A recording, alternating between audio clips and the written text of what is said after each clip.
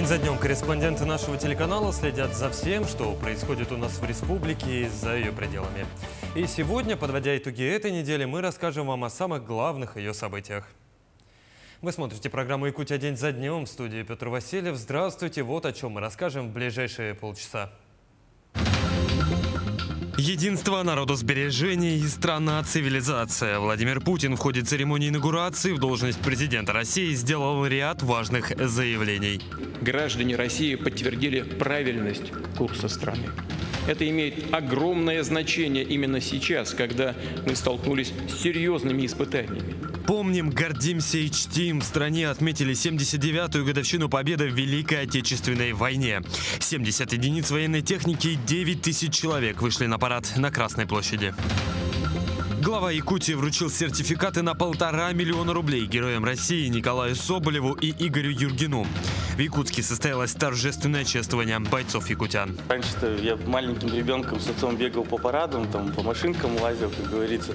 А сейчас ты уже стоишь как лицо современной армии уже на самой площади. Ледоход в Якутии проходит без опасных явлений. Вскрытие реки Лены у Алёхминска ожидается в ближайшие 2 суток.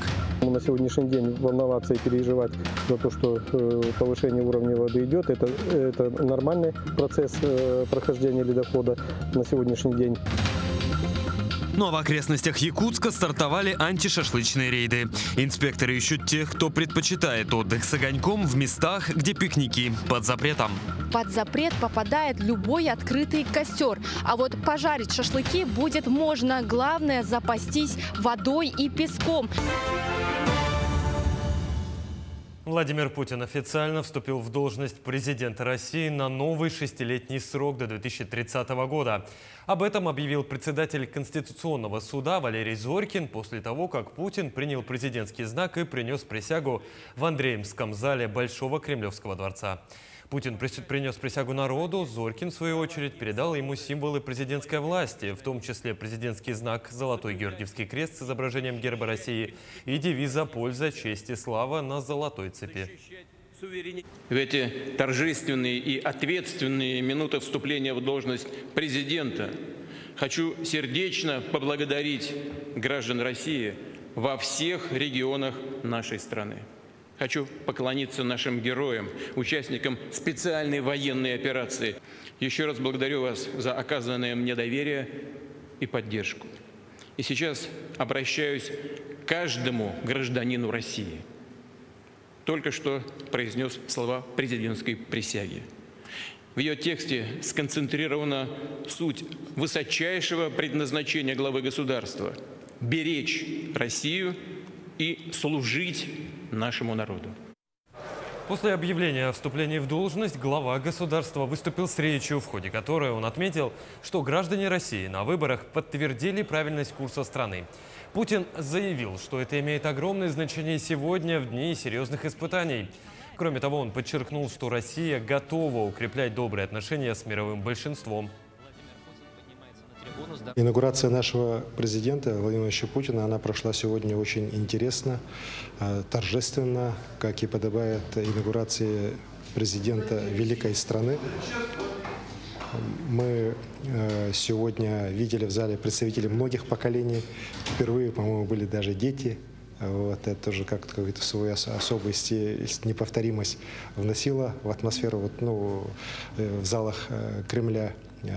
И, конечно, торжественность самой обстановки в Большом Кремлевском дворце, в великих залах, Андреевском, Александровском, Георгиевском, конечно же, она впечатляет, переполняет гордостью за свою страну.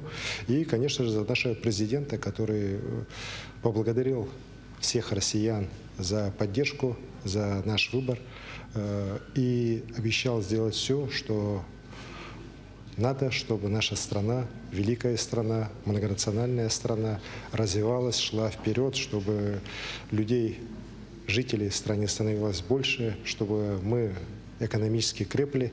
Ну и, конечно, прошли через эти годы тяжелых испытаний, стали еще сильнее, и чтобы все напасти остались позади, и, конечно, чтобы мы шли от победы к победе. За инаугурацией президента наблюдала вся страна. Так, в Якутске в Доме профсоюзов собрались лидеры общественного мнения, представители молодежных организаций и активисты. Многие из них подчеркнули важность причастности и наблюдения за инаугурацией. Помимо этого, по окончании они поделились своими впечатлениями и высказали свои надежды, связанные с новым президентским сроком.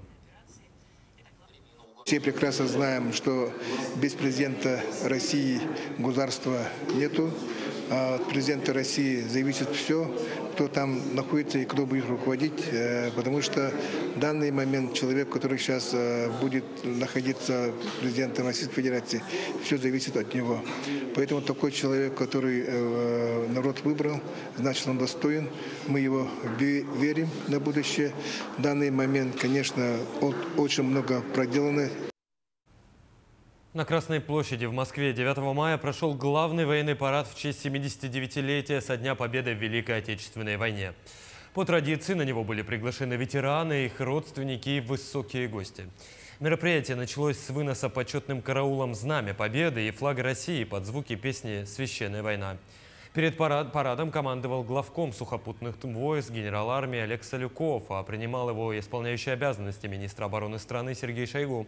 Главный военный парад открыла пешая колонна из 30 парадных расчетов, которая включала в себя полки, батальоны и роты по видам и родам войск.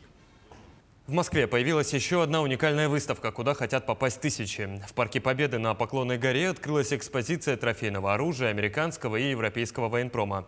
Вся техника была захвачена российскими военными в ходе специальной военной операции. Какие разрекламированные западные танки и БМП там можно увидеть и как с ними борются наши бойцы, узнавал Максим Кардозу. На Поклонной горе столпотворение. Даже похолодание в первые дни мая не остановило людей, которые своими глазами захотели увидеть трофейную технику. Министерство обороны представило свыше 30 единиц захваченных и уничтоженных танков, БМП, джипов, гаубиц, произведенных в 12 странах НАТО и их союзницах. И посмотреть на все это приезжают люди из самых разных городов. Мы приехали из Санкт-Петербурга посетить выставку, посмотреть. Нам очень все понравилось. Мы в восторге. Вот сейчас улетаем уже обратно, к сожалению. Мне кажется, нужно посетить самостоятельно, своими собственными глазами видеть, потому что новости разные бывают. И вот эта выставка, мне кажется, немножко помогает приоткрыть завесу того, что на самом деле там происходит. Узнал о выставке из интернета, увидел, что к 1 мая сюда свезли трофейную технику, которая подбита на Украине, из разных стран. И, конечно, интересно было приехать, посмотреть и в особенности показать своему сыну то, что здесь какая техника находится. Житель Якутска Сергей Слива тоже решил не оставаться в стороне, несмотря даже на серьезное ранение. Его мобилизовали в 2022-м. Сегодня он проходит лечение в московском госпитале. Наш земляк уверен, что подобные экспозиции важны и для тех, кто на линии соприкосновения, и для тех, кто остается на гражданке. Множество техники не видел сам лично на фронте. Из-за этого желание было посмотреть, как подбито, в каких местах. Наслышан, также и насмотрен, также через дроны видно где-то технику, где-то не видно. А вот так вот вживую она маскируется, все равно близко не подъезжает к нашему рубежу фронта.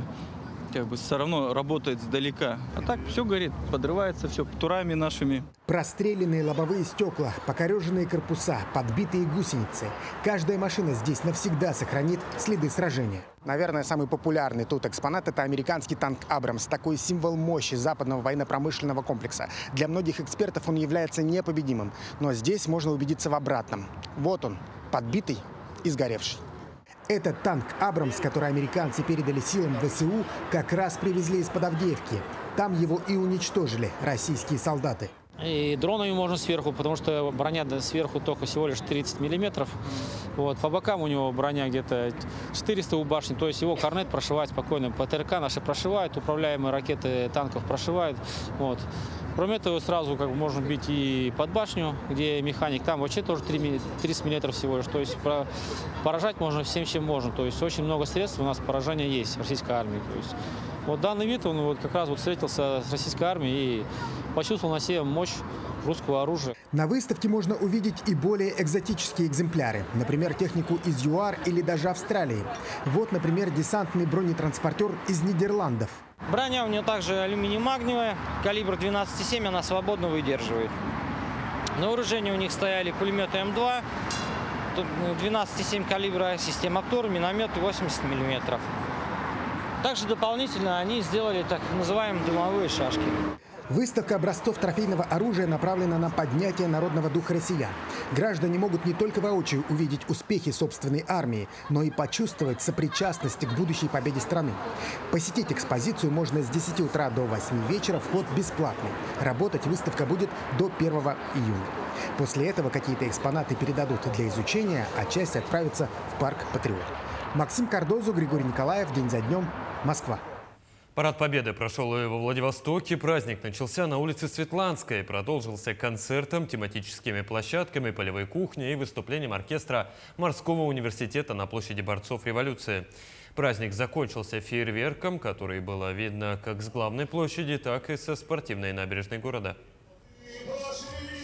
Я посещаю Парад Победы каждый год, и этот год не стал исключением. Конечно, погода подвела, но парад прошел просто отлично. Видно, что с каждым годом организация все лучше, и я с нетерпением жду вечернего салюта в честь Победы. В День Победы в Якутске состоялось торжественное чествование героев Российской Федерации Николая Соболева и Игоря Юргина. Глава Якутии Айсан Николаев вручил им сертификаты на сумму в 1,5 миллиона рублей. Оба офицера, уроженцы республики, Игорь Юргин и Николай Соболев, окончили Дальневосточное высшее общевойсковое командное училище имени маршала Советского Союза Рокоссовского. В мероприятии приняли участие родственники и близкие бойцов, участники специальной военной операции, ветераны боевых действий и также юноармейцы. Вообще, на самом деле, очень так почетно. В такой день, тем более, еще и награждение.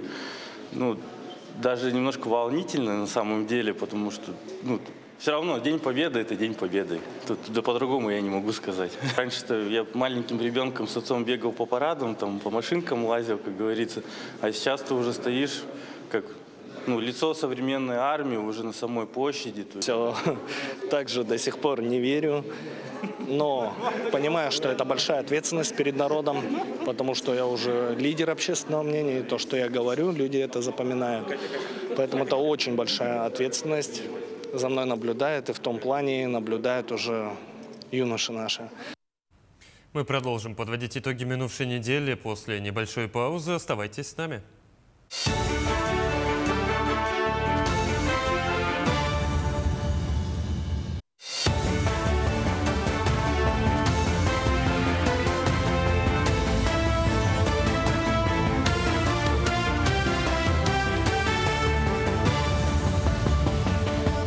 Итоги недели мы продолжаем. Оперативные группы провели мониторинг гидрологической обстановки рек Лены, Алдана, Мги, Таты и Солы. Выехали и осмотрели затороопасные участки. Провели аэрофотосъемку с применением беспилотников. Активная фаза ледохода на реке Лене проходит на территории Ленского района. Нижняя кромка находится у поселка Батамай. Уровень воды ниже реки, наблюдается густой ледоход. Верхняя кромка в 35 километрах выше Ленска. Уровень воды составляет 1115 сантиметров, при критическом 1760. Наблюдается редкий ледоход. Его протяженность 75 километров, за сутки он продвинулся на 40 километров. На сегодняшний день волноваться и переживать за то, что повышение уровня воды идет, это нормальный процесс прохождения ледохода на сегодняшний день.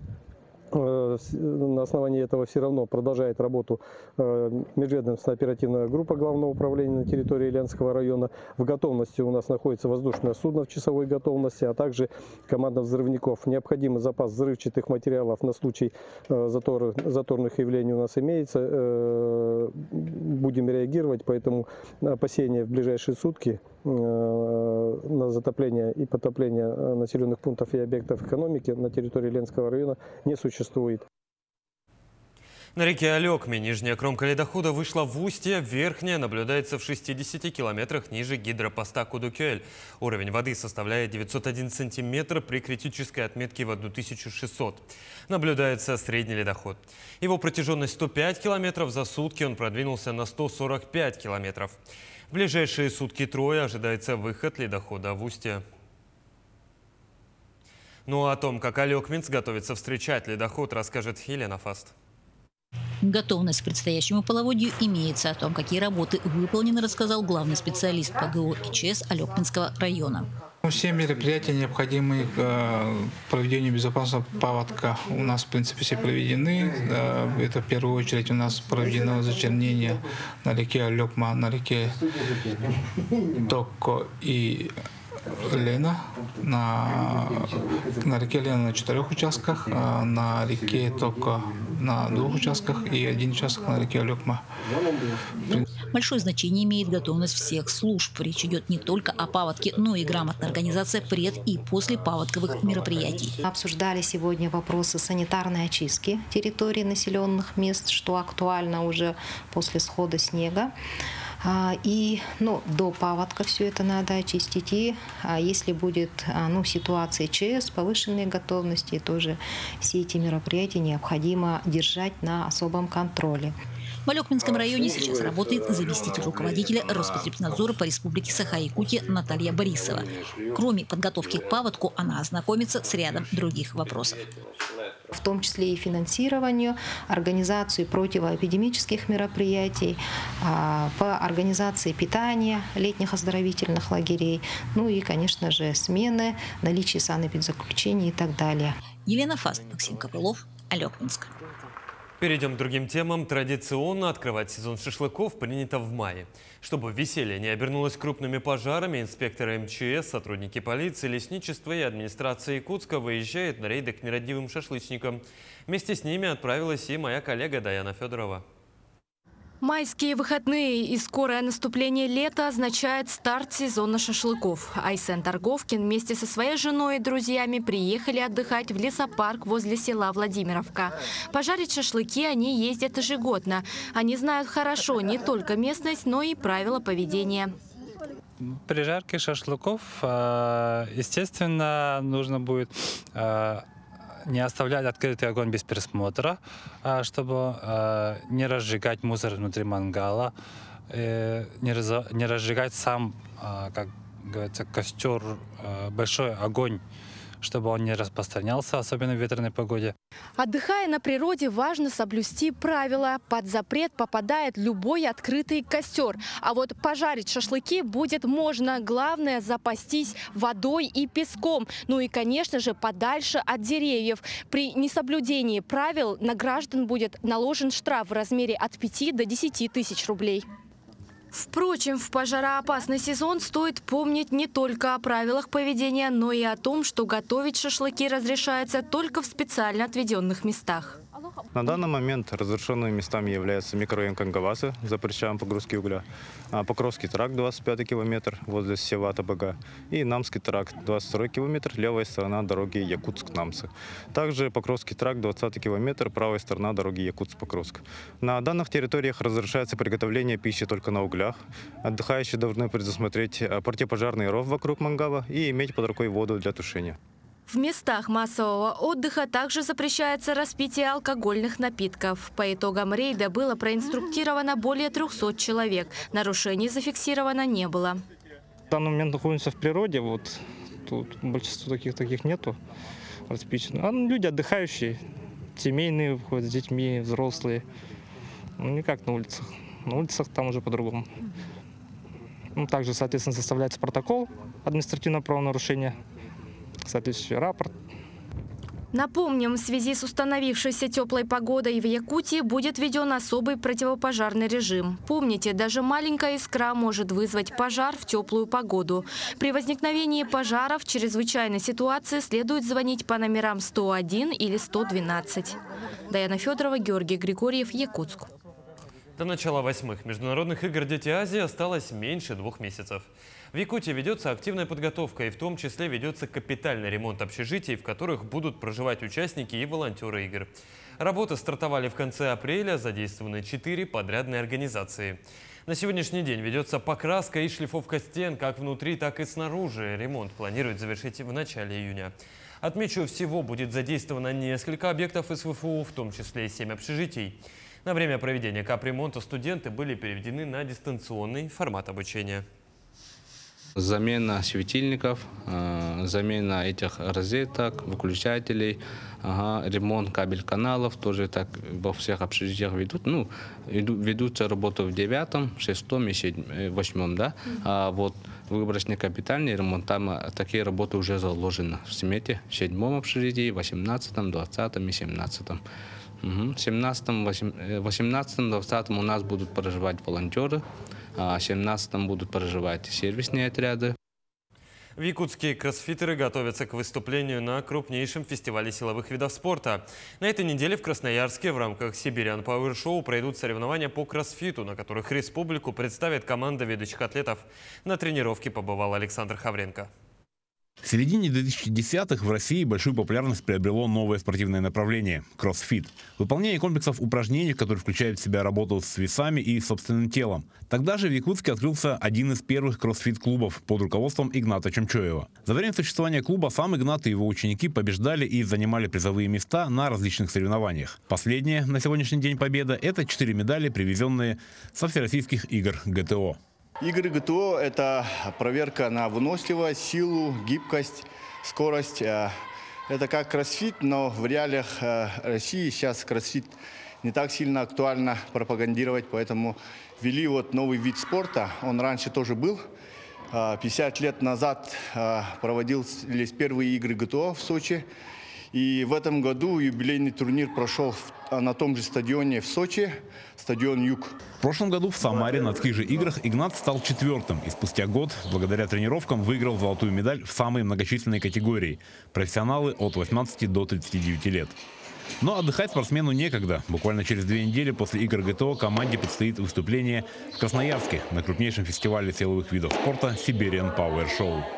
Заранее мы не знаем задания комплекса, то есть соревнований. И то, что предполагается, то, что мы предполагаем, что там будет включены, мы готовимся. Там, например, один день тяжелую атлетику совместно с кардио, другой день гимнастику, с легкими весами тоже, с тяжелой атлетикой. Но каждый день микс. То есть упражнения повторяются, но комплексы различные бывают. То есть.